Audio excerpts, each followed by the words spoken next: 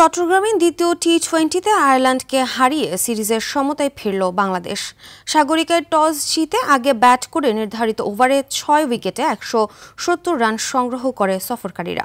জবাব দিতে নেমে লিটন দাস ও সাইফুদ্দিনের ব্যাটিং দৃঢ়তায় ২ বল ও ৪ উইকেট হাতে রেখে জয় পায় বাংলাদেশ। বিস্তারিত মোমসাদ দিনুরির রিপোর্ট।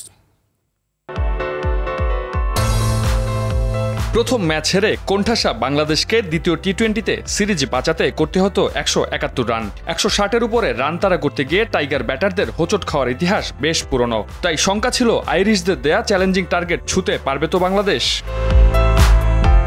ব্যাট হাতে উত্তরটা দিলেন টাইগার দলপতি লিটন দাস ও সাইফুদ্দিন। মূলত লিটনের ৩৭ বলে ৫৭ রান ও শেষ দিকে সাইফুদ্দিনের ঝড়ো ১৭ রানের উপর ভর করে আইরিশদের ৪ উইকেটে হারিয়ে সিরিজের সমতা ফেরায় বাংলাদেশ।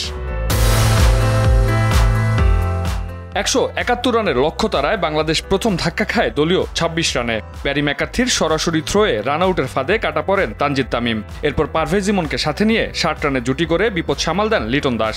দলীয় ৮৬ রানে ইমন ও ১৩৮ রানে লিটন আউট হলে পুনরায় কক্ষচ্যুত হয় বাংলাদেশের ইনিংস। তবে শেষ দিকে সাইফুদ্দিনের ৭ বলে ঝড়ো ১৭ রানে হার এড়ায় বাংলাদেশ। সিরিজে আসে ১-১ সমতা। এর আগে টস জিতে ব্যাট করতে নেমে সফরকারীদের দুর্দান্ত শুরু এনে দেন পল স্টার্লিং ও টিম টেক্টর। টি-20তে টাইগারদের বিপক্ষে প্রথম ৫০ উদ্বোধনী জুটি করার পাশাপাশি পাওয়ার প্লেতে সর্বোচ্চ ৭৫ রান সংগ্রহ করে সফরকারীরা। এরপরই দ্রুত ৩ উইকেট শিকার করে আইরিশদের লাগাম টেনে ধরেন স্পিনার শেখ মেহেদী।